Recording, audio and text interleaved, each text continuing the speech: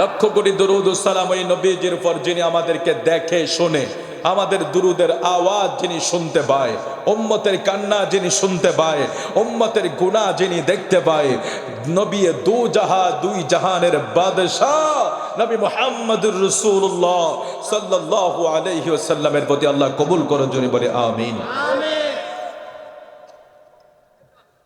বাজান রে আমার, আপনারা উঠা বসা করবেন না, একটু ধৈর্য সহকারে বসবেন। আমি দুইটা আয়াতের আলোচনা দুই দিকে চলে যাবে, একটু লম্বা টাইম আপনাদের এখানে আলোচনা হবে। যারা আশেপাশে আছেন আপনারা চলে আসেন, কিছু কথা শুনি, আমরা চেষ্টা করব এগুলি শুনে আমল করার জন্য। আমিন বলেন।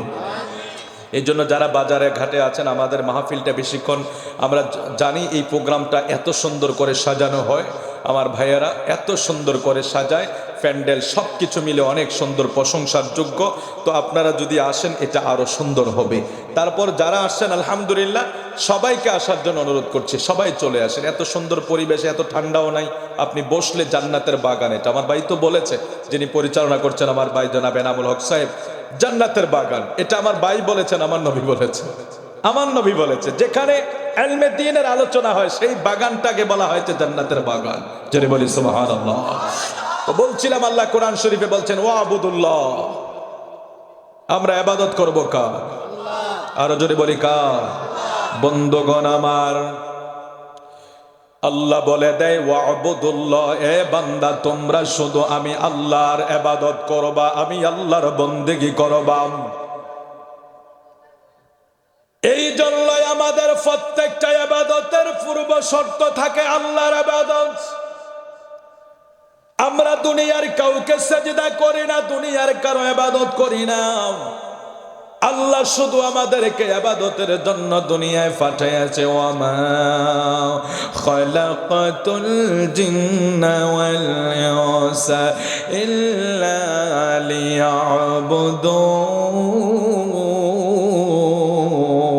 লিয়াবুদুন। আল্লাহ আমাদেরকে পাঠাইলেন আল্লাহর ইবাদতের জন্য। এই মানুষগুলা যখন ইবাদত করবে না, মানুষের একটা পুরস্কার আছে।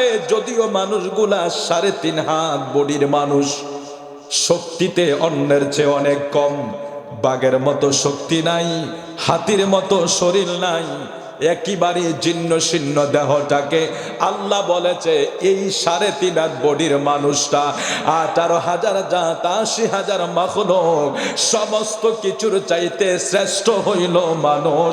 আমি আল্লাহর দরবারে জোরে কোন সুবহানাল্লাহ। এই মানুষগুলা কখন শ্রেষ্ঠ হবে? কখন এই মানুষগুলি আল্লাহর কাছে চেষ্টা হবে? আল্লাহ বলে আমি তোমাদেরকে পাঠাইলাম ওয়ামা খালাকাতুল জিন্না ওয়াল ইনসা ইল্লা লিয়াবুদুন। আমি তোমাদেরকে পাঠাইলাম জিন এবং ইনসানকে শুধু আমার ইবাদত করার জন্য। মানুষগুলি যখন ইবাদত করবে, মানুষগুলি যখন আমার আল্লাহকে সিজদা দিবে, তখন আল্লাহর কাছে এই মানুষ লাকাদ খলাকনাল ইনসানা ফি আহসানি তাকওয়িম, জোরে জোরে বলা যাবে সুবহানাল্লাহ। লাকাদ খলাকনাল ইনসানা ফি আহসানি তাকওয়িম।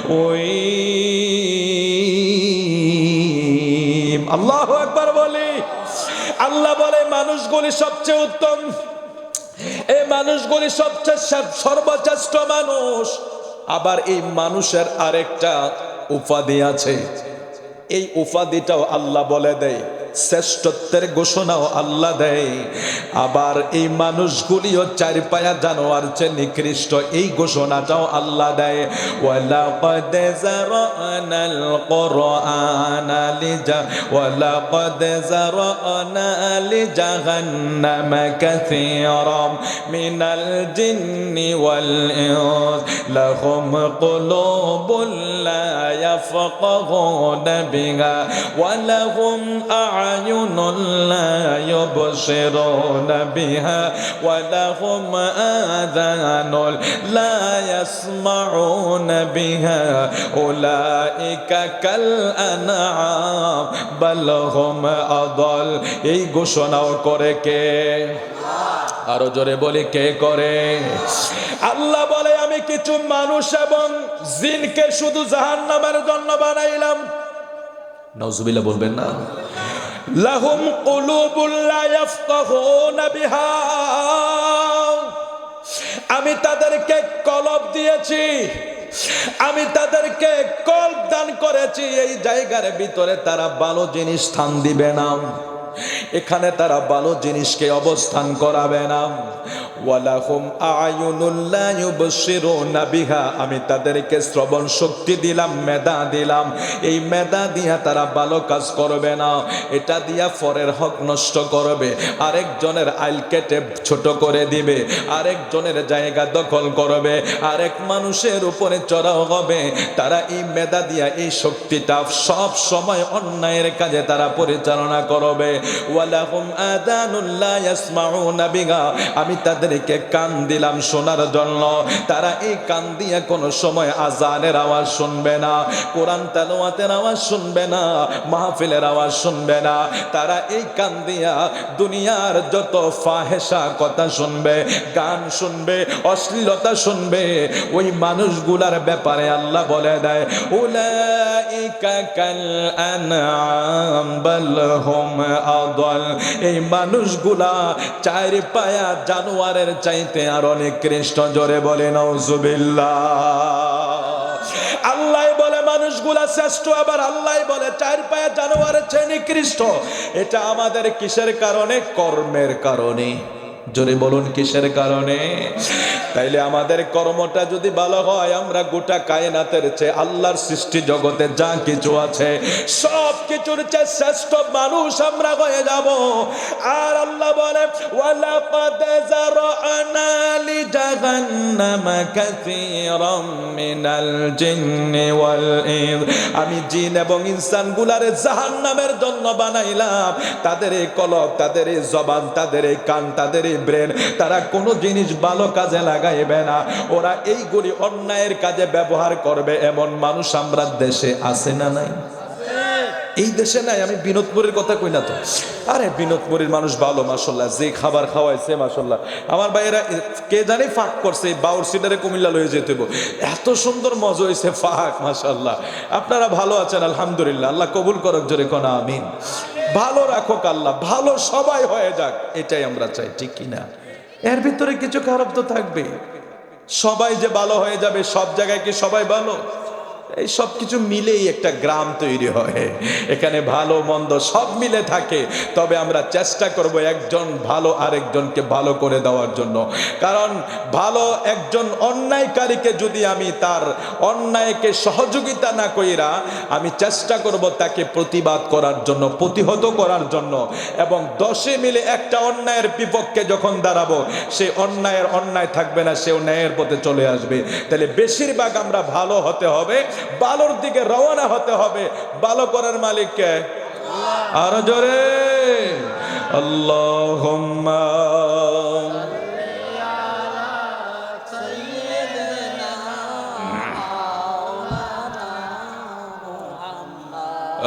ওয়া আলা আলি মাওলানা বন্ধু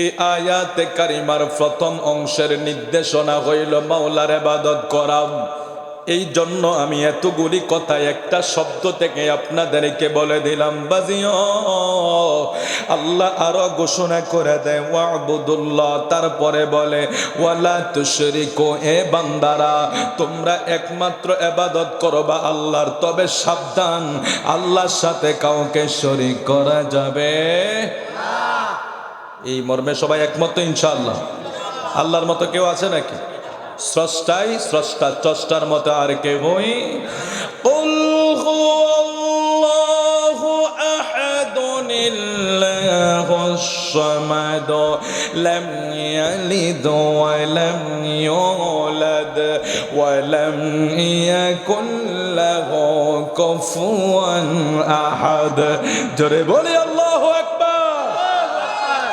আল্লাহ বলে লা তুশরিক বিল্লাহ ওয়া'বুদুল্লাহ ওয়া লা তুশরিকু বিহি শাইআন। আল্লাহর সাথে তোমরা কাউকে শরীক করবা না, আল্লাহর মতো কাউকে মনে করবা না, আল্লাহর সমকক্ষ কাউকে মনে করা যাবে না। কাবার মালিক কে? আসমানের মালিক কে? জমিনের মালিক কে? এবার বলুন জান্নাতের মালিক কে? হে বিনোদমণিবাসী, সব কিছুর মালিক যদি আল্লাহ হয় তাইলে দেওয়ার মালিকও কে? আমি বন্টন করতে পারবো, আমার হাতে টিকিট আছে, কিন্তু আমরা তো এখন কত বড় শিরকি কাজে লিপ্ত হয়ে গেলাম।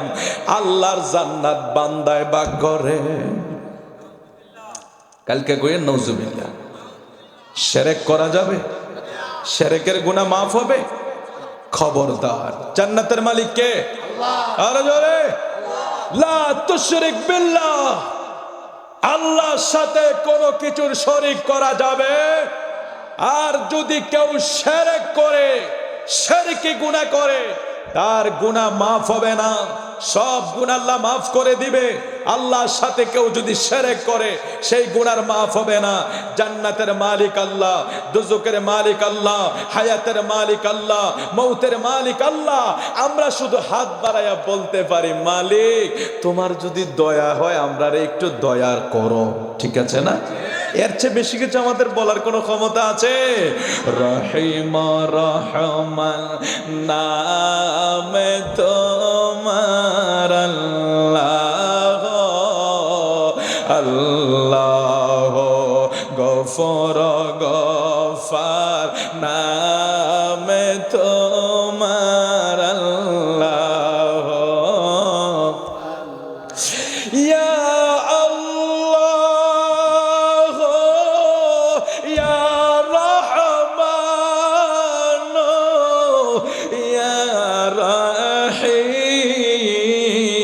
কত মায়া লাগে রে, একটু জোরে বলে ইয়া আল্লাহ ইয়া রহমান ইয়া রহিম ইয়া গফফার ইয়া সত্তার ইয়া রহিম ইয়া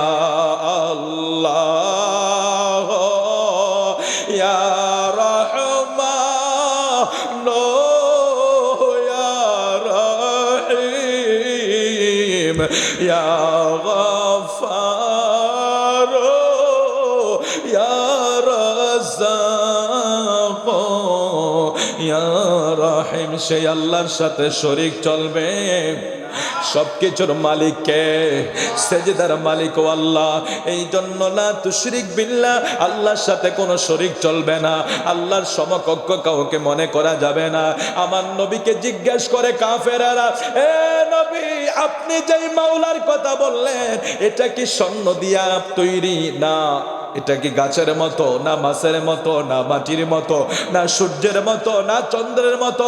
আপনি যে আল্লাহর কথা বলেন আপনি আমাদেরকে বলেন এটা দেখতে কেমন? কাফেররা নবীকে জিজ্ঞেস করে এটা কেমন আল্লাহ, এটা রূপ কেমন, এটা সূরত কেমন? আল্লাহ এই আয়াত নাজিল করে বলে হাবিব আপনি বলে দেন কুল হুয়াল্লাহু আহাদ। সবাই বলেন কুল হুয়াল্লাহু আহাদ আল্লাহুস সামাদ লাম ইয়ালিদ ওয়া লাম ইউলাদ ওয়া লাম ইয়াকুল লাহু কুফুয়ান আহাদ।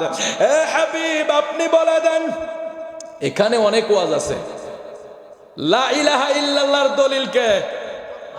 ওই তো কিছু কিছু মানুষ বুঝালছে, জোরে কর আল্লাহু আকবার। এই যে লা ইলাহা ইল্লাল্লাহ আল্লাহ ছাড়া মাবুদ নাই এটা কে কইছে? আমার নবী কইছে।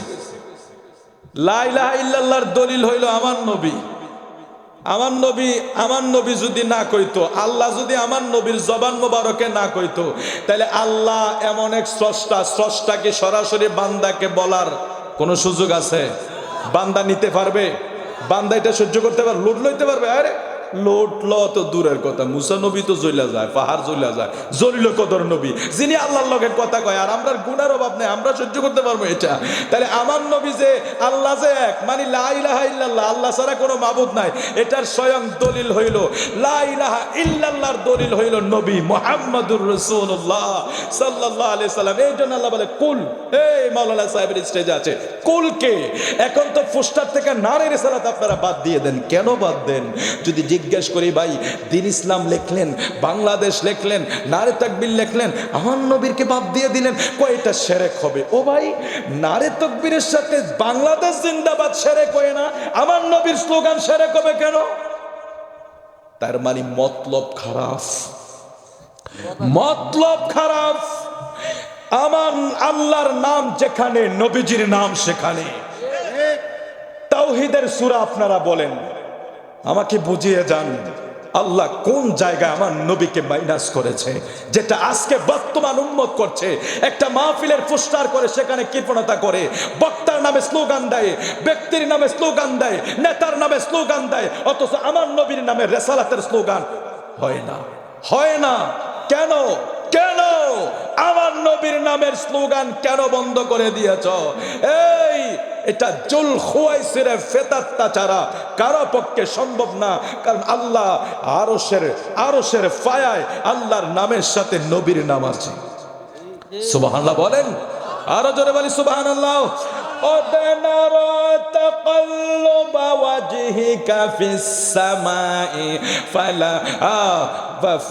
আয়াতে কারিমা আলহামদুলিল্লাহ যাতে আমাদেরকে হেফাজত করে। আয়াতটা ভুলে গেলাম, এটা হলো কেবলা পরিবর্তনের আওয়াজ। ফাতালাক্কা, আল্লাহু আকবার, আল্লাহ শুকরিয়া করলে মনে হয়ে যায়।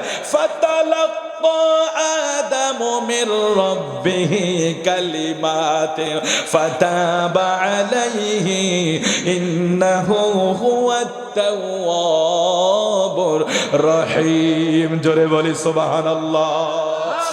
আদম সফিউল্লাহ তওবা করেছে আল্লাহর কাছে, একটা কালিমার উসিলা দিয়েছেন। এখন ফাতালাক্কা আদামু মির রাব্বিহি কালিমাতিন, আদম কোন কালিমার উসিলা দিয়ে আল্লাহর কাছে মাফ চাইলেন? আদম কোন কালিমা দেখলেন সেদিন? তাফসীরের ব্যাখ্যায় লেখা হয় আদম ওই কালিমা তার নজরে পড়েছে যেটা হলো আরশের পায়ায় লেখা লা ইলাহা ইল্লাল্লাহ মুহাম্মাদুর রাসূলুল্লাহ সাল্লাল্লাহু আলাইহি ওয়াসাল্লাম। জোরে বলি সুবহানাল্লাহ। সব জায়গায় আমার নবীর নাম আছে। এখন আপনারাই বলেন, কুল হুয়াল্লাহ সূরা ইখলাস এটা তাওহীদের সূরা, ভাই মেনে নিলাম এটা একাত্মবাদের পরিচয়ের সূরা, কিন্তু সূরাটা যখন শুরু হয় শুরুর শব্দটা হইল কুল। সবাই বলেন কি? আরো বলুন, সহি হবে। আমরা তো সূরাগুলি সহি শুদ্ধ পড়তে পারি না, রাগ করবেন না আপনারা। নামাজ পড়েছি কিন্তু তেলাওয়াতে এত সহি। আর কুলফু আল্লাহ কিছু কিছু সূরা আছে লামিয়া আলি দলামিয়া, হায় হায় এরকম পড়ে। হ্যাঁ, আবার কুলাজুবি রব্বিন নাস পড়তে গেলে তো এটা আরো খেসুরি বানিয়ে হেলায়, আরো খেসুরি বানিয়ে হেলায়। কেমনে জানি পড়ালা, আগে ছোটবেলা হয়তো পড়াইছে এমনি পড়ায়, কিন্তু না, কোরআন শরীফের পড়া ব্যতিক্রম পড়া যাবে না। অর্থের বিকৃতি হলে ইমান চলে যাবে, ঠিক আছে? অর্থের বিকৃতি হলে ইমান চলে যাবে। এই জন্য আর কিছু করে বা না করেন, কিছু সূরা সহি শুদ্ধ করে শিখে নিবেন। হ্যাঁ, আপনার দেখেন কোরআন শরীফে বাংলা অনেকে পড়েন ওয়ামিন শাররি গাসিকিন, এটা বাংলাতে লিখে রাখে, গয়ের আকার দিলে হইয়া যায় গাসিকিন। শব্দটা হলো ওয়ামিন শাররি গাসিকিন ইযা ওয়াকাব ওয়ামিন শাররিন নাফাসাতি ফিল উকদ ওয়ামিন শাররি হাসিদিন ইযা হাসাদ। এভাবে কিন্তু বাংলার ওই যে বাংলাও যারা লিখছে আল্লাহ তারারে হেদায়েত করো, বাংলাও তো একটু সহি শুদ্ধ করে লিখতে পারতো। যেখানে আকার নাই সেখানে আকারটা না ব্যবহার করে গসিকিন দিয়ে দিত, হয়ে যেত। ওরা কি করছে, বাংলাকে বাংলার মতো লিখিয়ে দিয়েছে, এটা এর অনেক গসই হয়ে যায়। একটু হিসাব মিলিয়ে দেখলাম আর কি। রাগ করেছেন আপনারা? আল্লাহ আমাদেরকে হেফাজত করুক, জোরে বলি আমিন। আমরা চেষ্টা করি মাওলা, তারপরে ভুল হয়ে গেলে ক্ষমা করে দিও মাওলা। তার মানে এখানে কুল শব্দ আছে না নাই? বলুন কুল আছে না নাই? সূরা ইখলাস সূরার নাম কি? সূরায় প্রথম শব্দ কি? কুল। এখন কুল কে? এই কুল কে? হায় হায় হায় হায়, কুল আর নবী মুহাম্মদুর রাসূল সাল্লাল্লাহু আলাইহি ওয়াসাল্লাম। আমরা পোস্টারে লিখতে ভয় পাই, স্লোগান দিতে ভয় পাই, অথচ আল্লাহ তাআলা প্রথম আয়াত যেটা আবার তাওহীদের সূরা, আল্লাহর একাত্মবাদের সূরা, আল্লাহ আয়াতের শুরুতেই যখন কুল বসায়া দেয়, এই কুলে হইল রিসালাত, এই কুলে হইল নবী মুহাম্মদুর রাসূলুল্লাহ সাল্লাল্লাহু আলাইহি ওয়াসাল্লাম। আল্লাহ ডেকে বলে, হাবিব আপনি বলে দেন, কুল হুয়াল্লাহু আহাদ, আমি আল্লাহ ছাড়া আর কেউই নাই, আল্লাহুস সামাদ, আমি এমন একজন সমাদ, যেই সমাজ কারো মুখাপেক্ষী না, সবাই আল্লাহর দিকে মুখাপেক্ষী, আল্লাহ কারো মুহতাজ না, সবাই আল্লাহর দিকে ফিরে আছে, আল্লাহ কারো দিকে ফিরে থাকে না, সব আল্লাহর দিকে ফিরে আছে, সব আল্লাহর দিকে মুহতাজ। আল্লাহর ঘোষণা করে দেয়, লাম ইয়ালিদ ওয়া লাম ইউলাদ, আমি কাউকে জন্ম দেই না, কারো থেকে জন্ম গ্রহণ করি না, আমি কাউকে জন্ম দেই না, কারো থেকে জন্ম গ্রহণ করি না। তার মানে আল্লাহর শুরুও নাই, শেষও নাই, আল্লাহর শুরুও বলা যাবে না, শেষও বলা যাবে না, এটাও শিরক হবে। আল্লাহর দিকও বলা যাবে না, কারণ আল্লাহ এমন আল্লাহ, গোটা সৃষ্টি আল্লাহর বেষ্টনীর ভিতরে। স্রষ্টা হইল এমন স্রষ্টা, যিনি সৃষ্টির ঊর্ধ্বে থাকবে, তিনি সৃষ্টির ভিতরে আবদ্ধ করা, এটা শিরক হবে। স্রষ্টা হইল এমন স্রষ্টা, যিনি সমস্ত সৃষ্টির ঊর্ধ্বে, সমস্ত সৃষ্টির উপরে হইল স্রষ্টা। এই জন্য আল্লাহ বলে, আমি কাউকে জন্ম দেই না, কারো থেকে জন্ম গ্রহণ করি না। তাইলে বোঝা গেল আল্লাহর সমকক্ষ কোনো কিছু মনে করা যাবে, আল্লাহর সাথে কোনো কিছু শিরক করা যাবে না। জান্নাত দেবে আল্লাহ, জাহান্নাম দেবে আল্লাহ, আমরা শুধু কর্ম করব, আমাদের কর্মের প্রতিফল আমার আল্লাহ দিয়া দিবে। রে বন্ধু, বন্ধু রে, ওয়াবুদুল্লাহ ওয়া লা তুশরিকু বিহি শাইআ, আল্লাহ বলে তোমরা কারোর সাথে শিরক কইরো না, আমি আল্লাহর সাথে শিরক কইরো না। প্রথম বললেন ইবাদত, তারপরে বললেন শিরক, মানে আল্লাহ সমকক্ষ কাউকে মনে কইরো না। তারপরে শব্দে আমরা আসি, কোরআন শরীফের পরের শব্দে কি বলা হয়েছে? ওয়াবিল ওয়ালিদাইনি ইহসানা, একটু জোরে বলি আল্লাহু আকবার। ওয়াবিল ওয়ালিদাইনি ইহসানা, তোমরা তোমাদের মা এবং বাবার সাথে সৎ আচরণ করিও। সুবহানাল্লাহ বলবেন না? আপনাদের কষ্ট হইতেছে মনে হয়, একটু দুরূদ শরীফ পড়ি। লা ইলাহা ইল্লাল্লাহ, লা ইলাহা ইল্লাল্লাহ, লা ইলাহা ইল্লাল্লাহ,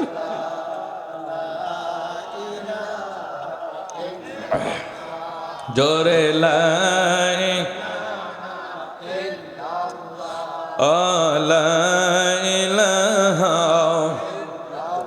হাসবি রব্বি জাল্লাল্লাহ মা ফি কলবি গায়রুল্লাহ, নূর মুহাম্মদ সাল্লাল্লাহ, লা ইলাহা ইল্লাল্লাহ, সুবহানাল্লাহ ওয়াল হামদু, লা ইলাহা ইল্লাল্লাহ, সুবহানাল্লাহ ওয়াল হামদু, লা ইলাহা। বন্ধুরে, আমার আল্লাহ ঘোষণা করে দেয়, আমার ইবাদত, আমার সাথে কাউকে শরীক করবা না। এই কাজগুলির পরে এ বান্দা তোর দায়িত্ব হইল ওয়াবিল ওয়ালিদাইনি ইহসানা। এ বন্ধু, আজকে মরহুম আব্দুল মালেক সাহেবের স্মরণে মাহফিল, এটাও হইল মা বাবার খেজমতের শামিল। জোরে কোন আলহামদুলিল্লাহ, আরো জোরে বলি আল্লাহর ওয়ার্ডার, ওয়াবিল ওয়ালিদাইনি ইহসানা, তোমরা তোমাদের মা বাবার প্রতি ইহসান করো। এখন আমার আল্লাহর হাবিবকে সাহাবায়ে কেরাম জিজ্ঞেস করে, ইয়া রাসূলুল্লাহ, নবী গো, আমরার তো অনেকের মা নাই, বাবাও নাই, নবী গো,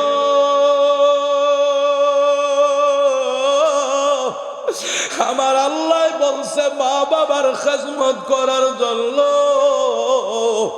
আমার আল্লাহ বলছে, আপনিও বলছেন বাবা মার সেবা করার জন্য। নবী গো, আমার মাও নাই, আমার বাবাও নাই, আমি কেমন কইরা সেবা করব?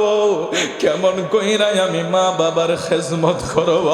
আমি কেমন কইরা মা বাবার সেবা কইরা আমি দোয়া পাব? আবার নূর নবী কয়, উম্মত রে, ও সাবি শোন, যদিও তোর মা দুনিয়ায় নাই, যদিও তোর বাবা দুনিয়ায় নাই, সপ্তাহে জুমার দিন একবার হলেও কবরের পাশে যাইও। সপ্তাহে একদিন হলেও কবরের পাশে যাইয়া মা বাবার জন্য দোয়া করিও, কবর জিয়ারত কইর। এটাই তোমার মায়ের দুনিয়া, যদিও দুনিয়ায় নাই, এটা একটা মায়ের জন্য সেবা হইয়া যাবে, খেজমত হইয়া যাবে। মা রুহানি দোয়া তুমি সন্তানের জন্য কবুল হইয়া যাবে। জোরে বলি আল্লাহু আকবার। তাইলে আল্লাহর ইবাদতের পরে যদি মা বাবার খেজমত হয়, সেটার মূল্যায়ন আছে না নাই? আরো জোরে জোরে জোরে আছে না নাই? আমরা বড় দুর্ভাগা, বড় কপাল পরা, জান্নাত আমরার ঘরে, হজ আমরার ঘরে, কিন্তু ঘরের হজ থুইয়া বাইরের হজ টোকাই। ঘরের মা বৃদ্ধ, কিন্তু বারবার মক্কা মদিনা বহু মানুষ যায়, মায়ের সেবার কথা বললে উনি এই জায়গায় জিরু, কিন্তু মক্কা মদিনা যাইতে পারে টাকা খরচ কইরা। মার সেবার কথা বললে সেই জায়গায় অনেক মানুষ জিরো হয়ে যায়। আজকে আমার ভাইয়ারা ধন্য, আমার ভাইয়ার বাবারা ধন্য, মরহুম আব্দুল মালিক সাহেব ধন্য, ওনার স্মরণে আজকের এই মাহফিল হচ্ছে। আল্লাহ চাইলে এই মাহফিলকে উসিলা কইরা জান্নাতবাসী করতে পারেনি। জান্নাত দেওয়ার মালিককে, সুখ দেওয়ার মালিককে। আল্লাহ চাইলে এই এলাকার মানুষকে, এই মাহফিলকে উসিলা কইরা জান্নাতবাসী করতে পারে কি পারে না? ও, এই জন্য আমরা সবাই দোয়া করব, আমরা সবাই দোয়া করব, ঠিক আছে? যারা আসছেন আপনাদের মা বাবা খুশি হয়ে গেছে, আপনারা কথা বলে কে পাগলা তাবারক দেরি হইতে না, এসে পড়বো, কথা কই না, কথা কইলে কিন্তু ওয়াজ আরো 3 ঘন্টা চলবো। এই বাপ মা যারা নাই অথবা যারা আছে, আপনি একটু হিসাব করে দেখেন। আমার নবী বলছে, তোমাদের আপন জনেরা তোমাদের জুতার আওয়াজগুলি পর্যন্ত কবর থেকে শুনে। এই বিনোদপুরীবাসী, আপনি কি মনে করছেন আপনার আপনজন মইরা গেছে, আপনার খবর রাখছে না? না, রাসূল বলছেন তোমার জুতার আওয়াজ পর্যন্ত কবরবাসী শুনতে পায়। আর যখন সালাম দেওয়া হয়, আসসালামু আলাইকুম ইয়া আহলাল কবর যখন বলা হয়, আমার নবী বলে তখন ব্যক্তি যদি আপনজন হয়, কবরবাসী তাকে চিনতে পারে। আপনি মনে করতেছেন আমি তো আবার বাবাকে কবর দিয়ে ফেলেছি, আর কি, উনি তো আমাকে দেখতেছে না, চিনতেছে না। না, রাসূল বলছেন তুমি যদি তোমার বাবার কবরের পাশে যাও, তোমার বাবাকে যদি সালাম দাও, তোমার বাবা তোমাকে চিনতে পারে, তোমার বাবা তোমাকে দেখতে পায়, তোমার সালামের জবাব নেয়। যিনি এই জন্য আজকে যারা এখানে এসে পড়েছে, যেখানে আসতে পারে নাই যারা, তাদের কপালের কথা আল্লাহর কাছে ছেড়ে দিলাম, কিন্তু যারা এসে পড়েছেন আপনাদের বাবা মা ধন্য, এবং যারা বাবা মা কবরে তারা খুশি হয়ে গিয়েছে। আর যাই হোক, এরে একটা মানুষ যদি ফানিতে পড়ে, আপনারা এটাই হিসাব করেন না, এই ফানি পড়ার বিপদে পড়া মানুষটা যখন ফানিতে পড়ে যাবে, তখন কি আপনারা তাকে বাঁচাইতে যাবেন না? আওয়াজে বোঝা যায় না, দাঁড়িয়ে চারে তামাশা চাইবেন, বাঁচাইবেন না? বাঁচাইবেন না? একটা মানুষ ফানিতে পড়লে যদি আমার মায়া হয়, ফানিতে পইরা ডুবায় মারা যায় যদি আমার মায়া হয়, এ বিনোদপুরীবাসী, তোমার মা যে কবরে, তোমার বাবা যে কবরে, তোমার বাবা যে শান্তিতে আছে তুমি সেটাও বলতে পারো না। তোমার বাবা যে আযাবে আছে তুমি সেটাও বলতে পারো না। কিন্তু আমি বলতে পারি আর না পারি, আমার নবী তো একটা হাদিস আমাদেরকে শোনায়া গেছে, উম্মত রে, যারা কবরে চলে যায় তারা সাঁতার না জানা ব্যক্তির মতো বিপদে থাকে। যেইভাবে বিনোদপুরীর বড় বড় খাল বিলের ভিতরে যদি পড়ে, যেইভাবে তিনি বিপদগামী হইয়া যায়, নবী কয় উম্মত রে, কবরবাসীরা এমনি সাঁতার না জানা ব্যক্তির মতো কবরে বিপদে আছে। যদি আমার মা বিপদে থাকে, আমার বাবা যদি বিপদে থাকে, আজকে বিনোদপুরীর এই মাহফিলে আমার যে ভাই বাবারা আয়েশা হাজির হয়ে গেছে, যদিও আপনি দেখেন না, যদিও আমি দেখি না, আমার নবীর হাদিস অনুযায়ী আপনার আর মা বাবা কবরে আজকে বড় আনন্দে সময় কাটাইবে, কারণ জান্নাতের বাগানে বৈশা মা বাবার জন্য দোয়া হচ্ছে। জোরে বলি আল্লাহু আকবার। বন্ধুরা রে আমার, গভীর মনোযোগ। এখন আল্লাহ বলেন তোমরা তোমার বাবা মার খেজমত করো, তোমরা তোমার বাবা মার খেজমত করো। কেন করো বা শোনো। আন আবি হুরায়রা ক্বালা ক্বালা রাসূলুল্লাহ, সবাই পড়ুন সাল্লাল্লাহু। হাদিসের তেলাওয়াত হচ্ছে, সাবধান, বেয়াদবি করবেন না, ঠিক আছে? হাদিস শরীফের তেলাওয়াত হচ্ছে। আন আবি হুরায়রা ক্বালা ক্বালা রাসূলুল্লাহ সাল্লাল্লাহু আলাইহি ওয়াসাল্লাম, লা ইয়াজসি ওয়ালাদু ওয়ালিদান ইল্লা আন ইয়াজিদাহু মামলুকান ফায়াশতারিহি ফায়ুতিকুহু, রাওয়াহু মুসলিম। আবু হুরায়রা থেকে বর্ণনা, আমার নবী ইরশাদ করেন, একজন সন্তান তার পিতা মাতার প্রতিদান দিতে পারে না, তবে সন্তান যদি তার পিতাকে কৃতদাস হিসাবে পেয়ে সে তাকে ক্রয় করে তাকে মুক্ত করে দেয়। এটা আমার নবী একটা মেসাল দিয়েছেন। উম্মত রে শোন, তোমরা কখনো তোমাদের পিতা মাতার অবদান এটার প্রতিদান দিয়া শেষ করা যাবে? কখনো বাবা মায়ের অবদান আমরা দিতে পারবো না, অবদানের প্রতিদান দিতে পারবো না। আমার বাবা আপনার বাবা, আমার মা আপনার মা, জিন্দিগিতে যেই কষ্টটা করে গেছে, চোখটা বন্ধ করে দেখেন। আজকে যদিও অনেক যুবকেরা এখনো বুঝে না, আমার ছোট্ট ছোট্ট বাব্বরা বন্ধুরা এখনো বুঝে না, তারা যেদিন আবার বাবা মা হবে, তাদের ঘরেও যেদিন সন্তান আসবে, যেদিন তারা দেখবে এই ছোট্ট বাবুটা দুনিয়ায় আসার পরে মা রাত্রে ঠিক মতো ঘুমাইতে পারে না, যেদিন পেটের ভিতরে আসছিল ওই দিন থেকে মার খাবার বন্ধ হয়ে গেছে। ঠিক মতো মা এক বেলা খাইতে পারে না, 2 দিন পরে পরে ডাক্তারের কাছে দৌড় দেয়, 2 দিন পর পর চেকআপের জন্য দৌড় দেয়। রাতের বেলা ঘুমাইতে পারে না, দিনের বেলা একটু রাস্তায় চলাফেরা, বাড়িতে উঠানে হাঁটতে পারে না। মা যেদিকে যায় শুধু যন্ত্রণা, শুধু ব্যথা আর ব্যথা, মা সইতে পারে না। এমন যন্ত্রণার সময় একদিন না রে বন্ধু, দীর্ঘ 10 মাস 10 দিন মা কাটাইছে। সময় যত বাড়ে মার যন্ত্রণা তত বেড়ে যাইত, সময় যত বাড়ে মার কষ্ট তত বেড়ে যাইত। আজকে যুবক, 1 কেজি ওজনের পাথর তো তুমি আমি পেটের ভিতরে রাখতে পারবো না। 1 কেজি ওজনের পাথর তোমার আমার পেটে যদি বাইদা দেওয়া হয়, এটা দিয়া পারবা না বাজারে যাইতা, মার্কেটে যাইতা, এটা দিয়া পারবা না তুমি ওয়াশরুমে যাইতা, গোসলখানায় যাইতা, কোন কাজ কইরা তুমি আরাম পাইবা না রে বন্ধু।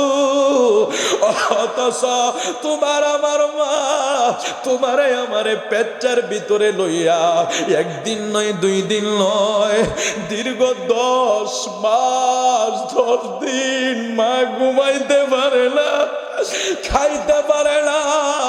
অনেক সময় সন্তান যখন পেটের ভিতরে নাড়াচাড়া করত, পাও দিয়া পেটের ভিতরে আঘাত করত, অনেক সময় রাতের বেলা মা ব্যথা উঠলে স্বামীকে ডেকে বলতো, আমার আর ব্যথা সহ্য হয় না, আমার ইচ্ছা হয় আমি দুনিয়া থেকে চলে যাই, এত যন্ত্রণা, এত যন্ত্রণা সহ্য হয় না, সহ্য হয় না। এরে বিনীত মোরের ভাই বাবারা রে, আমার মা যেরকম কষ্ট করছে তোমার মা তো এইরকম কষ্ট করছে। এই জন্যই তো আমার আল্লাহ কয়, রে বান্দা আর যাই করো তোমরা মা বাবার মনে কোনোদিন ব্যথা দিও না, তোমরার মা বাবারে কোনোদিন কষ্ট দিও না। যদি ব্যথা দাও আমি আল্লাহর কাছে তোমার কোনো দোয়া কবুল হবে না, কবুল হবে না। জোরে জোরে নাউজুবিল্লাহ। মনোযোগ দিয়ে আমরা সামনের দিকে বাড়ি। আমার নবীর ঘোষণা, ওয়ানহু ক্বালা ক্বালা রাসূলুল্লাহ, সবাই পড়ুন সাল্লাল্লাহু আলাইহি ওয়াসাল্লাম। রাগিমা আনফুন সুম্মা রাগিমা আনফুন সুম্মা রাগিমা আনফুন আদরাকা ওয়ালিদাইহি ইনদাল কিবারি আহাদুহুমা আও কিলাহুমা সুম্মা লাম ইয়াদখুলিল জান্নাহ। হযরত আবু হুরায়রা থেকে বর্ণনা, আমার নূর নবী সাল্লাল্লাহু আলাইহি সাল্লাম ইরশাদ করেন, হতভাগা সেই সন্তান, হতভাগা সেই সন্তান যেই ব্যক্তি তার পিতা মাতার উভয়কে বিদ্যা অবস্থায় পেয়ে তাদের খেজমত কইরা জান্নাতে প্রবেশ করতে পারলো না। জোরে জোরে কন্যা নাউজুবিল্লাহ। আমার নবী একথা বলছেন। নবী কিভাবে বলছেন দেখেন, যে রাগিমা আনফুন সুম্মা রাগিমা আনফুন সুম্মা রাগিমা আনফুন আদরাকা ওয়ালিদাইহি ইনদাল কিবারি আহাদুহুমা আও কিলাহুমা সুম্মা লাম ইয়াদখুলিল জান্নাহ। আমার নবী কয়, হতভাগা সেই ব্যক্তি, হতভাগা, কষ্ট হইতেছে আপনাদের? আমার নবী বলতেছেন, হতভাগা সেই ব্যক্তি, হতভাগা সেই ব্যক্তি, হতভাগা সেই ব্যক্তি যেই ব্যক্তি তারার মা বাবারে বৃদ্ধ অবস্থায় পাইছে, বৃদ্ধ অবস্থায় পাওয়ার পরেও মা বাবার খেজমত কইরা সে জান্নাতের ভিতরে প্রবেশ করতে পারলো না। আমার দেশে সবচেয়ে কষ্ট হইল মা বাবা যদি বৃদ্ধ হইয়া যায়। ঠিক আছে না? ঠিক আছে না? মা বাবার সবচেয়ে লাঞ্ছনার সময় তখনই হয় যখন মা বাবা বৃদ্ধ হইয়া যায়। তখন বউয়ের কাছেও বোঝা, সন্তানের কাছেও বোঝা। বড় ভাই বলে ছোট ভাইকে, ছোট ভাই বলে মেজোকে, ওই বলে আমি দিব কেন, ওই বলে আমি দিব কেন। এরকম ঠেলাঠেলি করতে করতে একটা সময় দেখা যায় বাবা মাদেরকে বৃদ্ধাশ্রমে রেখে দেওয়া হয়। তবে এটা ঠিক, যত ওই যে আল্লাহ মাফ করো, অনেক কষ্ট করে বাবা মা অনেক উপরে উঠায়, এসি ডিসি এসপি জজ ব্যারিস্টার সচিব বানিয়ে দেয়, কিন্তু বানিয়ে দেওয়ার পরে তাদের এক সময় ওই ফ্যামিলির বাবা মাগুলি বেশিরভাগ এই বৃদ্ধাশ্রমে স্থান পায়। আল্লাহ হেফাজত করুক। আর যাই হোক না হোক, কমপক্ষে বাবা মার প্রতি আমাদের মহাব্বত আনার দরকার আছে না নাই? কারণ আমার নবী বলেছেন, ওই ব্যক্তি হতভাগা, ওই তার কপাল ফোড়া, তার মন্দ কপাল। বলে হুজুর কেমনে? বলে সে সন্তান হইয়া তার বাবা মাকে বৃদ্ধ অবস্থা পাইয়া খেজমত কইরা জান্নাতের টিকিটটা নিতে পারলো না। আরে জান্নাত কোন জায়গায় পাওয়া যায় আর বিলি হয় কোন জায়গায়? আমার নবী বলছেন, তোমরা তোমার মা বাবার খেজমত করো, মা বাবার খেজমতের মাধ্যমে জান্নাত দিবে কে? আর জোরে বলি বন্ধুগণ আমার নূর নবী আরো ফরমান, ওয়াকাল রাসূলুল্লাহ সাল্লাল্লাহু আলাইহি ওয়াসাল্লাম, আলা উনাব্বিউকুম বিআকবারিল কাবাইরি সালাসা। কুলনা বালা ইয়া রাসূলুল্লাহ। ক্বালা আল ইশরাকু বিল্লাহ ওয়া উকুকুল ওয়ালিদাইনি ওয়া কানা মুত্তাকিআন ফাজালাসা ফাকালা লা ওয়া কাউলুজ জুরি ওয়া শাহাদাতুজ জুর মুত্তাফাকুন আলাইহি। আমার রাসূল বলেন, আমি আমি কি তোমাদেরকে সবচেয়ে বড় অপরাধের কথা বলবো না? আমি কি তোমাদেরকে সবচেয়ে বড় অপরাধের কথা বলবো না? সাহাবায়ে কেরাম বললেন, ইয়া রাসূলুল্লাহ, বলুন বলুন, আমাদেরকে বলুন হে আল্লাহর রাসূল বলেন। তিনি বললেন, তোমরা আল্লাহর সাথে কাউকে শরীক কইরো না, খবরদার খবরদার পিতা মাতার অবাধ্য হইও না। এতক্ষণ তিনি হেলানরত ছিলেন, শেষ পর্যন্ত নবীজি বললেন, সাবধান, তোমরা মিথ্যা কথা বলিও না, অর্থাৎ মিথ্যা অপবাদ তোমরা কাউকে দিও না। আমার নবী সবচেয়ে বড় অপরাধের কথা বলতে যাইয়া বললেন, তোমরা কখনো পিতা মাতার অবাধ্য হইও। বিনোদ মরিবাসী রে, আমি জানি না আপনাদের হয়তো খারাপ লাগে, বলে হুজুর আপনি কি আর ওয়াজ পাইলেন না, এই দিকে কেন গেলেন? বাইরে ওয়াজের অভাব নাই, কত দিকে তো যাইতে পারি। হেমবিলের প্রথমে একজন বাবার নাম দেইকা এই দিকে ওয়াজটা নিয়ে গেলাম। আল্লাহ কয় রে, এবং আমার নবী কয়, আমার উম্মতেরা সাবধান, পিতা মাতার অবাধ্য হওয়া সবচেয়ে বড় গুনাহ, কবিরা গুনাহ। পিতা মাতার অবাধ্য হওয়া সবচেয়ে বড় কবিরা গুনাহ। খবরদার খবরদার, তোমরা কখনো তোমাদের পিতা মাতার অবাধ্য হইও না, তোমাদের পিতা মাতার অবাধ্য হইও না, তোমাদের পিতা মাতার অবাধ্য হইও না। আমার নবী আরো ফরমান, আন আবি উসাইদিন ক্বালা বাইনা নাহনু ইনদা রাসূলিল্লাহ সাল্লাল্লাহু আলাইহি ওয়াসাল্লাম ইদা রাজুলুম মিন বানি সালামাতা ফাকালা يا رسول الله هل بقي من بر أبويا شيء أبرهما به بعد موتها؟ قال نعم، الصلاة عليهما والاستغفار لهما وإنفاذ أحدهما من بعدهما وصلة الرحم التي لا تصل إلا بهما وإكرام صديقهما رواه أبو داود। আমার নবীজি আবু উসাইদ থেকে বর্ণনা, তিনি বলেন, আমার রাসূল সাল্লাল্লাহু আলাইহি ওয়াসাল্লামের নিকট, আমরা রাসূলের নিকট ছিলাম, হঠাৎ বনু সালামার গোত্রের এক ব্যক্তি এসে বলল, আল্লাহর রাসূল গো, আমার পিতামাতা ইন্তেকালের পরে তাদের খেদমতের আর কোনো কিছু বাকি আছে কিনা? তিনি বললেন, হ্যাঁ অবশ্যই বাকি আছে, তোমরা তাদের জন্য দোয়া করো। সুবহানাল্লাহ কোন। আমার নবী পদ্ধতি শিখাইতেছে কিভাবে দোয়া করব। আমার নবী পদ্ধতি শিখাচ্ছে। অর্থাৎ আবু উসাইদ থেকে বর্ণনা হাদিস, উনি বললেন যে এক ব্যক্তি, আমরা রাসূলের কাছে বসা ছিলাম, হঠাৎ এক ব্যক্তি এসে আমার নবীকে প্রশ্ন করলো, হুজুর আমার বাবা মা ইন্তেকালের পরেও কি দোয়া করার কোনো রাস্তা আসেনি? তখন কিন্তু মানে সেবা করার কোনো রাস্তা আসেনি? তখন তিনি বললেন যে তোমরা তোমাদের পিতা মাতার জন্য ইন্তেকালের পরে যেটা প্রথম করবা সেটা হলো তাদের জন্য তোমরা দোয়া করবা এবং তাদের জন্য তোমরা ক্ষমা চাইবা। সুবহানাল্লাহ কোন।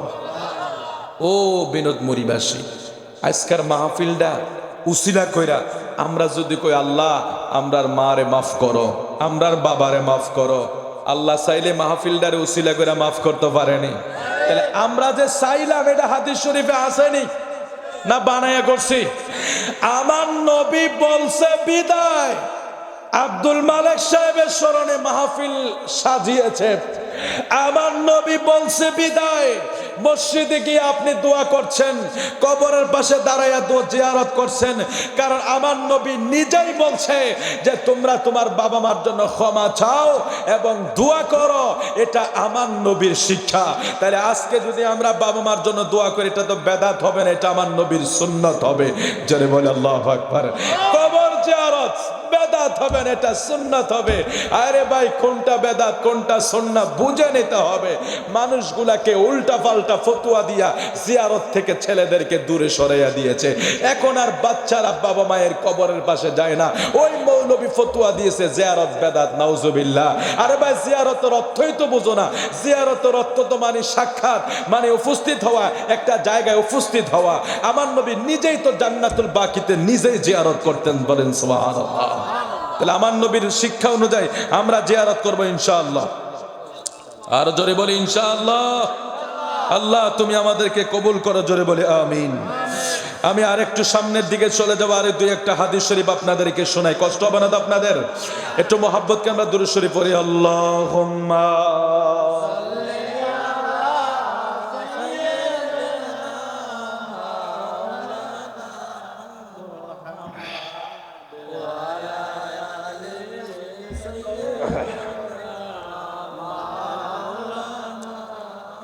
আরে কবর যদি সাও জ্বালাও, দরুদ বানাও গলার মালা, স্বপ্ন যোগে দেখতে পাইবা নূরের নবী মুস্তাফা। আল্লাহুম্মা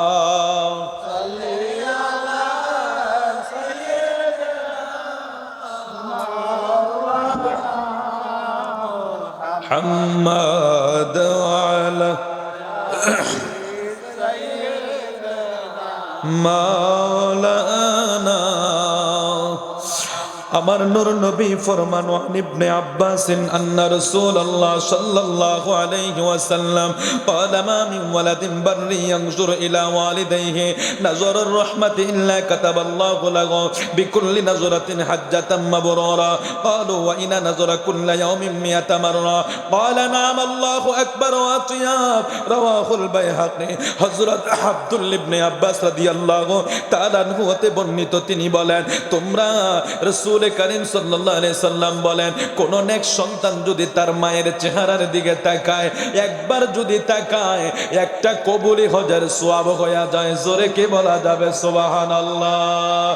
হে বিনোদমরিবাসী, কি দিয়া বুঝাইবো মা কি জিনিস?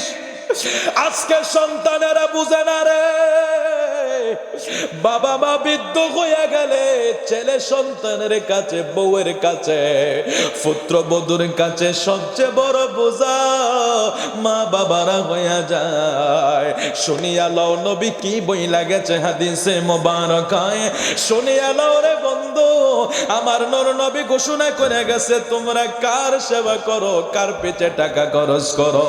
বন্ধুরে খাওয়াইতে মায়া হয় না, বন্ধুর পিছনে খরচ করতে তোমার একটুও বিবেকে বাঁধে না। পাড়াপড়শির ভিতরে পিছনে খরচ করো, বউয়ের পিছনে খরচ করো, এলাকাবাসীর পিছনে খরচ করো, অথচ মায়ের জন্য তোমার হাতে অভাব হয়ে যায়, মায়ের জন্য তোমার কাছে অভাব হয়ে যায়। আর আমার রাসূল বলে রে উম্মতের রাসূল, মা মিন ওয়ালাদিন বাররি ইয়ানজুরু ইলা ওয়ালিদাইহি নাজরার রহমান, কেউ যদি মা বাবার মার চেহারার দিকে রহমতের নজরে তাকায়, একটা কবুলি হজের সওয়াব আমার আল্লাহ তার আমল নামায় লেখা দেয়। বিনোদ মোরের বন্ধুরা রে, হস্ত এত সোজা জিনিস না। এই গোলাম মোহাম্মদ 2024 বড় হজে গিয়েছিলাম, কিছুদিন আগে ওমরা থেকে এসেছি ডিসেম্বরের 3 তারিখ। মক্কা মদিনা গেলে বুঝবা রে বন্ধু, হজের কাজ বড় কঠিন, হজের কাজ বড় কষ্টের কাজ। বড় কষ্টের কাজ। 5 দিন আপনি বাইরে থাইকা কঙ্কর মারা, সাফা মারোয়া সাই করা, তাওয়াফ করা, মিনায় অবস্থান করা, আরাফায় অবস্থান করা, এগুলি অনেক কষ্টের কাজ। অথচ নবীজি বলে উম্মত রে, তোমার যদি মা ঘরে থাকে, তোমার যদি মা ঘরে থাকে, ওই মায়ের চেহারার দিকে যদি তুমি রহমতের নজরে তাকাও, একটা বড় হজের সওয়াব আমল নামায় লেখা হইয়া যাবে। জোরে বলি সুবহানাল্লাহ। সাহাবী প্রশ্ন করেছে ইয়া রাসূলুল্লাহ, নবী গো, নবী গো, যদি আমরা দৈনিক 100 বার তাকাই, সুবহানাল্লাহ কইতেন না? দেখছেন কি মায়ার জিনিস মা বাবা। তোমরা কোনদিনও মা বাবার মনেতে আঘাত দিও না। ওরে মায়ের মনে আঘাত দিলে আল্লাহ যে সহে না। হায় হায় মায়ের মনে আঘাত দিলে আল্লাহ যে সহে না। তোমরা কোনদিনও মা বাবার মনেতে কষ্ট দিও না। তোমরা কোনদিনও মায়ের মনেতে আঘাত দিও না। আরে রক্ত মাংস খায়া মায়ের বড় হইলাম ভাই, ওরে রক্ত মাংস খায়া মায়ের বড় হইলাম ভাই। আরে মায়ের সবের কালে আমরার মায়ের বুকার ফাটে জ্বলে রে। ওরে সন্তানের দেখা মায়ে বলে প্রসব যন্ত্রণা, দুঃখের দরদে আমার জনম দুঃখী মা, গর্ভধারিণী মা, জনম দুঃখিনী মা, দুঃখের দরদে আমার জনম দুঃখী মা। ওরে ল্যাংরায়া তোর কানা হইলে মায়ে নাহি বলে, দুলাবালি যাইরা মায়ে টান দিয়া নেই কোলে। আওয়াজ করে বলেন ঠিক কিনা? যদি ব্যাঠিক হয় লিখিত দেন। এখনকার হয়তো কিছু জাহেল বের হয়ে গেছে, মায়া মমতা কমে গেছে, মায়ের প্রতি সন্তান, সন্তানের প্রতি মা। এটা শিক্ষার কারণে, এটা নবীর আদর্শ থেকে বের হয়ে যাওয়ার কারণে আমরা আমাদের মায়ের কথা বলি। এরা যারা মুরব্বী তারার মায়ের কথা বলো, তারার বাবার কথা বলো। আমরা আমাদের নিজের চোখে দেখেছি সন্তান প্রতিবন্ধী, সন্তান হাঁটতে পারে না, কিন্তু মায়ের কাছে এটাই রাজা, মায়ের কাছে এটাই রানী, মায়ের কাছে এটাই শ্রেষ্ঠ। পাড়ার লোকে প্রতিবন্ধী বলে, মা বলে আমি তো সইতে পারি না। আরে হোক না প্রতিবন্ধী, এটা তো আমি পেটে নিয়েছি, আমার সহ্য হয় না। আমার কাছে প্রতিবন্ধীটাই রাজপুত্র মনে হয়। জোরে বলি আল্লাহু আকবার। এই মা, আমার নবী এই মায়ের কথা বলে, উম্মত রে শোন, একবার তাকাইলে একটা গজের সোয়াব হইয়া যাইব। সাহাবী এবার প্রশ্ন করে বসছে, নবী গো,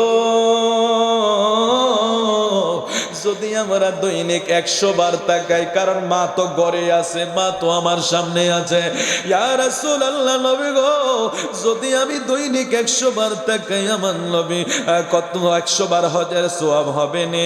আমার নবী কয়, ক্বালু ওয়া ইনা নাযরা কুল্লা ইয়াউমিন মিয়াতা মাররা। সাহাবী কয়, যদি 100 বার তাকাই 100টা সওয়াব হইব নি, 100টা হজের সওয়াব হবে নি? আমার নবী কয়, ক্বালা নাম। আমার নবী বলে, ক্বালা নাম, হা, ক্বালা নাম, হা।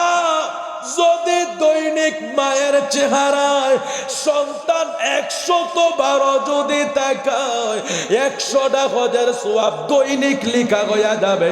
জোরে বলি সুবহানাল্লাহ। মায়ের চেহারায় কবুলি হজ হইয়া যায়। এ বন্ধু, আজকে থেকে অনুরোধ কইরা যায়, মার মনে কষ্ট দিয়ে থাকলে ফায়ে ফইরা ক্ষমা চাইয়া নাও। মার মনে যদি আঘাত দিয়া থাকো, মার তোমরা যদি কষ্ট দিয়া থাকো, মায়ের পায়ে পয়রা যাও। মারে কোনোদিন ব্যথা দিও না, আঘাত দিও না। মার হাতে ফল উঠাইয়া দাও, মার হাতে ভালো কিছু খাবার উঠাইয়া দাও, আর মার মুখে মুখে চেহারা চোখ মিলাইয়া হাসি দাও। মার চেহারায় যদি তুমি রহমতের নজরে তাকাও, হজের সওয়াব আমার নবী বলছে তোমাকে দিয়া দিবে। এই পর্যন্ত আলোচনাটা সমাপ্তের দিকে চলে যায়। বন্ধুরা রে, ও বন্ধু, হাদিস শরীফ তো অনেক আপনাদেরকে শোনাইতে পারবো। একটা ঘটনায় আপনাদেরকে শোনাই। অনেক বড় একজন মৌলবী, তৎকালীন জামানায় অনেক বড় একজন আলেম, বড় ফিকহবিদ। উনি যখন আস্তে ধীরে একটা সময় হয়ে গেল, নিজের বয়স হয়ে গেল, কিন্তু গড়ে বৃদ্ধ মাও আছে। ওনার যখন মনটা চাইল উনি মক্কা মদিনার উদ্দেশ্যে রওনা হবে, কিন্তু মা গড়ে, বৃদ্ধ মা গড়ে, এই মাকে ফালাইয়া কিভাবে হজে যাবে? মায়ের কাছে অনুমতির জন্য যখন গেলেন, ডেকে বললেন, মা গো মা, আমার একটু মক্কা মদিনা যাইতে ইচ্ছা হয়, হজের কাজটা করতে ইচ্ছা হয়। মা বলল, বাবারে, আমি তোরে বড় আশা কইরা মানুষ বানাইছি, আলেম বানাইছি, তুই যদি হজে চইলা যাস রে বাবা, তোর যদি মরণ হইয়া, আমার যদি মরণ হইয়া যায়, আমার বড় আশা তুই আলেম হইছ, আমার জানাজাটা পড়বি, আমারে কবরে শোয়াইবি। বাবারে, তুই যদি হজে যাস, আর আমি তো বৃদ্ধ মানুষ, আমার মরণ হইয়া গেলে আমার কে জানাজা পড়বে? মার অনুমতি মিলল না, ওই মাওলানা সাহেব আর হজে যাইতে পারলো না। 1 বছর অতিবাহিত হইয়া গেল, আবার সামনের বছর হজের সময়ও চলে আসলো।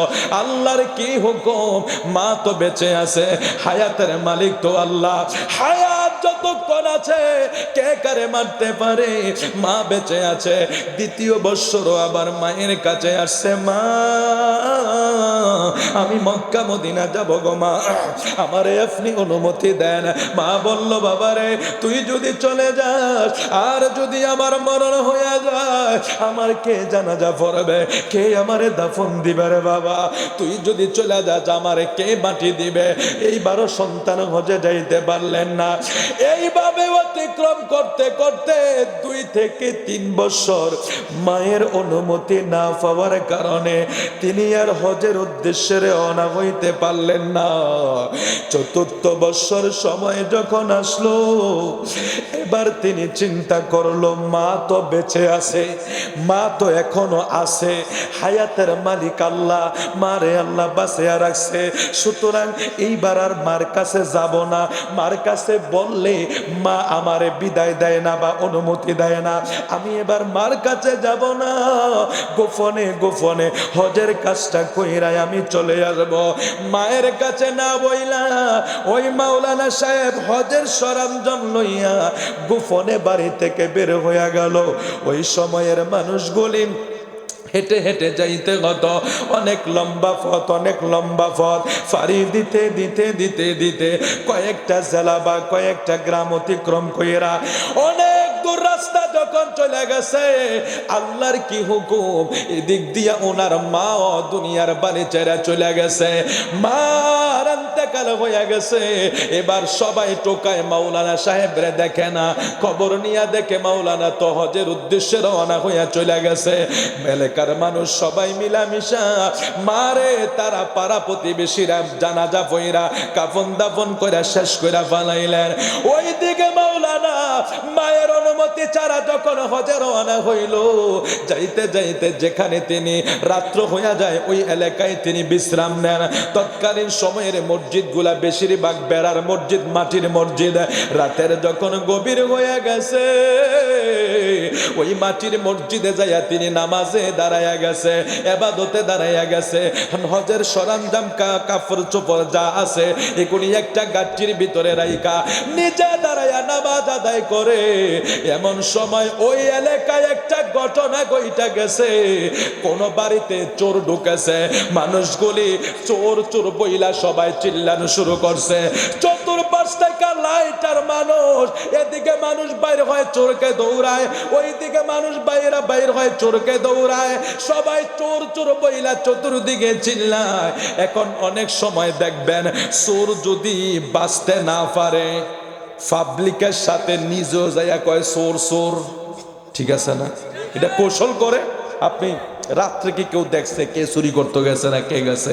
এমন রাতের অন্ধকারে পাবলিক নিজে বাঁচার লেগে অনেক সময় চোর নিজে বাঁচার জন্য কি করে, ওই যারা কয় চোর চোর, এবার চোর যখন দেখছে বাঁচার রাস্তা নাই, হ্যাঁ কয় চোর চোর চোর চোর, এরম এরম বলে, কি বলে না?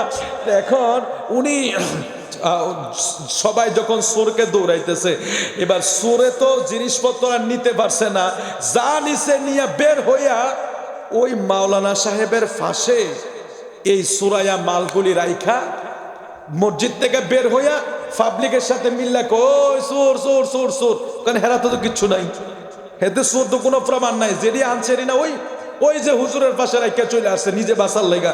অনেক সময় এরকম হয়ে যায় না, নিজে বাঁচার লেগা আরেকজনের ফাঁসে দেয়। তো এরকম এই সুরাইয়া মালগুলি মাওলানা সাহেবের পাশে রাখিয়া চোরে এবার পাবলিকের লোকে পাবলিক হইয়া গেছে, চোর আর চোর নাই। তো সবাই খুঁজতেছে চোর কই গেল, চোর কই গেল, লাইট দিয়ে খুঁজতে খুঁজতে মানুষ তো জোশে যা হয় টুককে দেখি রে এত রাতকে এখানে লোক আসলো কোত্থেকে, একটু খবর নিয়ে দেখে, খবর নিয়ে দেখে যেই ঘরের মাল চুরি হয়েছে ওই ঘরের মাল ওই মাওলানা সাহেবের পাশে গাঠটির ভিতরে পাওয়া গেছে।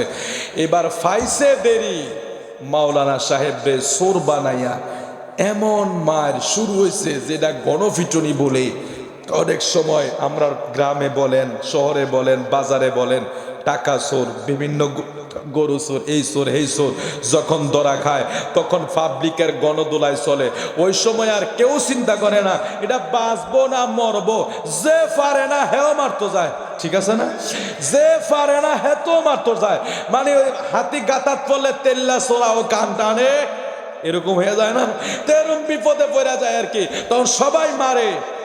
এখন মৌলবী তো আর চোর না, কাহিনী কোন জায়গায় ঠেকে গেল, সুরাইয়া মাল পাইলো, এলাকার মানুষ কঠিনভাবে ধোলাই দিল।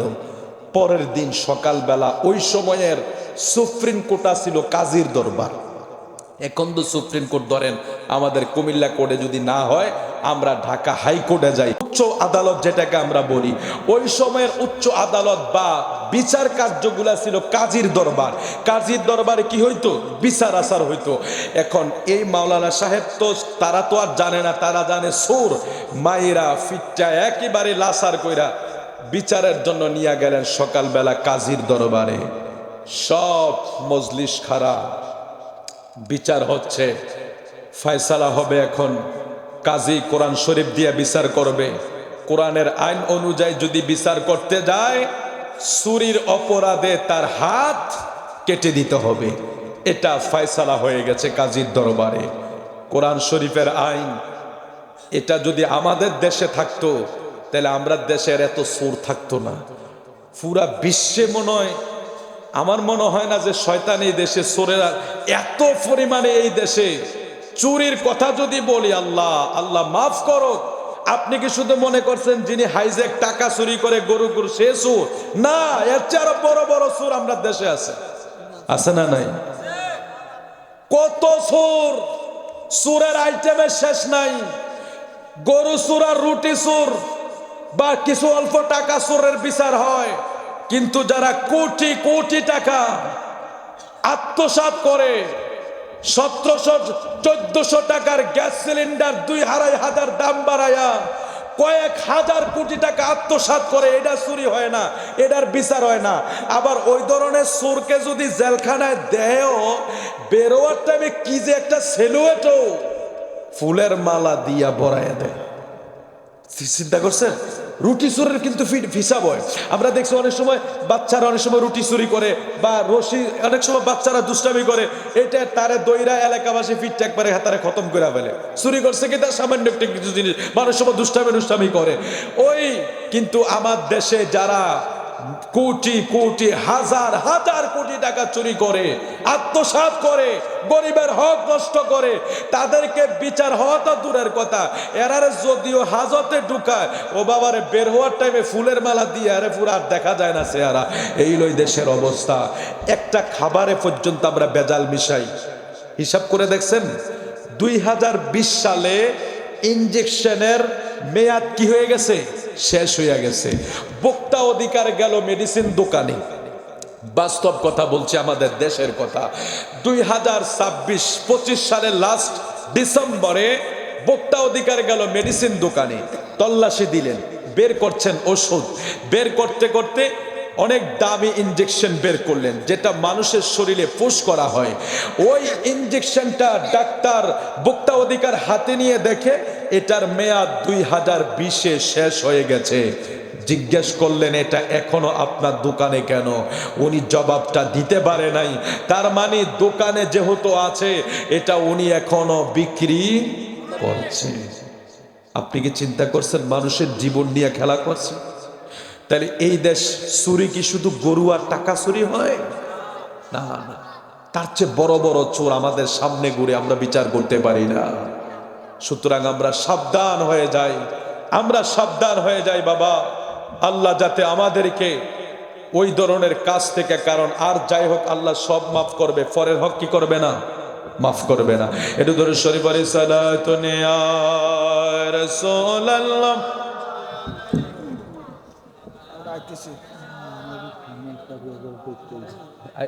মরণে কে আইছে? আইছে। ও সালাম আলাইয়া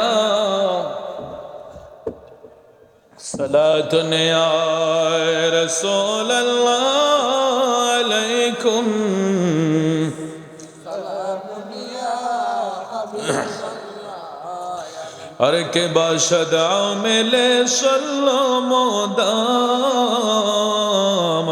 आतशे दो ज़ख्शवाज़ बर्राए हराम सलातुन या रसूल अल्लाह।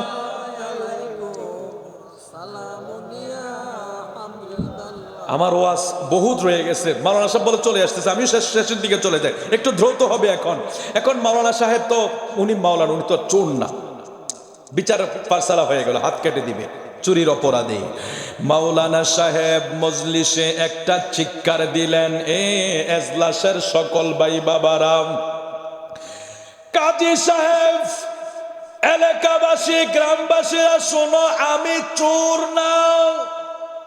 আল্লাহু আকবার বলবেন না?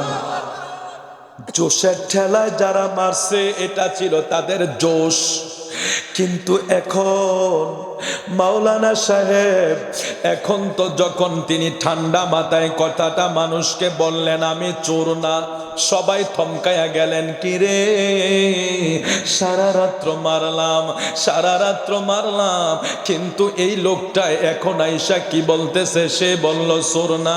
কাজী সাহেব বলো থামো, আমরা তার জবান থেকে শুনি সে কি বলতে চায়, আমরা তার জবান থেকে শুনি সে কি বলতে চায়। এই লোকটাই যখন বলছে চোর না, আমরা আরেকটু তার আফিলটা শুনি সে কি বলতে চায়। মাওলানা সাহেব ডেকে বলল, কাজী রে, আমি তো মূলত চোর না, তবে আমি আজকে এত বড় শাস্তি পাওয়ার একটা কারণ তোমাদেরকে শোনাই। আমি চোর না হওয়ার পরেও আমি এত বড় শাস্তি পাইলাম কেন, তোমরা শোনো। আজকে 3টা বছর আমি আমার মায়ের কাছে অনুমতি চাই হজে যাওয়ার, মা দেয় না। আমি এইবার যখন হজের উদ্দেশ্যে বের হই, আমার মার অনুমতি ছাড়াই আমি বের হয়ে গিয়েছিলাম। কাজী রে, এলাকার মানুষরে জানাইয়া দিও, দুনিয়াবাসীরে জানাইয়া দিও, দুনিয়ার সন্তানেরা জানাইয়া দিও, আমি এত বড় মাওলানা, আমি এত বড় মৌলবী হওয়ার পরেও আমার মায়ের মনে একটু কষ্ট দিয়েছি, আর ওই কষ্টের শাস্তিটা আল্লাহ আমারে দুনিয়ায় সুরের অপবাদ দিয়েছে। সুতরাং তোমরা কোনোদিন মায়ের মনে কষ্ট দিও না। এখানে এই ওয়াজ সমাপ্ত। এই বিনোদ মুড়িবাসীকে বলবো, যুবক, মার মনে কোনোদিন ব্যথা দেওয়া যাবে না, ঠিক আছে? আল্লাহ আমাদেরকে মাফ করো, আমিন বলেন। আরো জোরে, আমার নবীর প্রেমে পাগল হইলে আল্লাহ তাআলা খুশি, নবীর দরদ ফরদিবা, আমার নবীর প্রেমে যে হয় মাতা,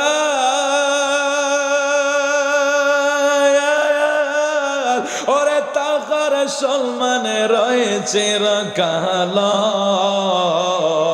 প্রমাণ আছে হযরত বিল্লাল, প্রমাণ আছে হযরত বিল্লাল বলছে প্রেম রশি, নবীর দরদ ফরদিবানি। একটু এই শরীরের জড়তার সরান না, একটু জবানটা খুলেন না, আমার নবী নাত পড়েন। আমার নবীর প্রেমে পাগল হইলে, নবীর প্রেমে পাগল হইলে আল্লাহ তাআলা খুশি, নবীর দরদ আরে ওয়াজ করনে পাগল ছিল, আমার নবীর প্রেমে দাঁত ভাঙ্গিল,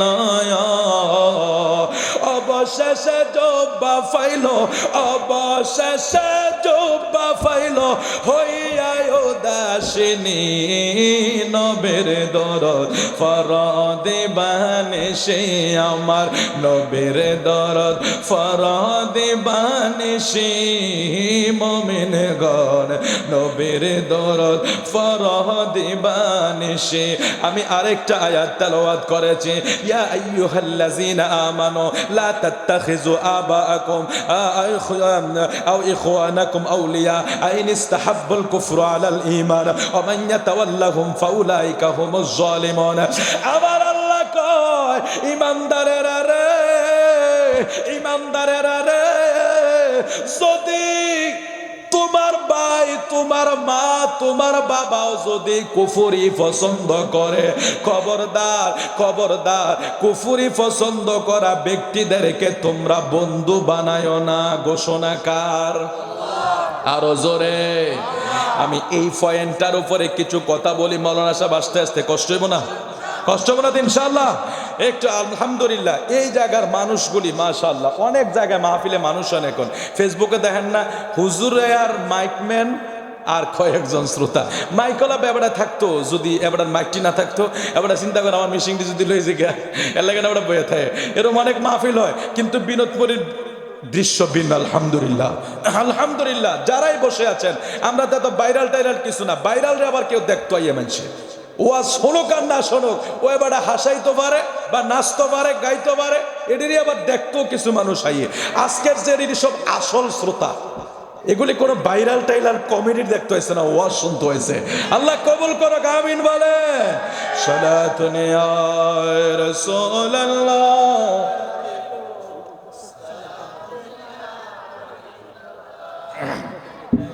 সালাতুন ইয়া।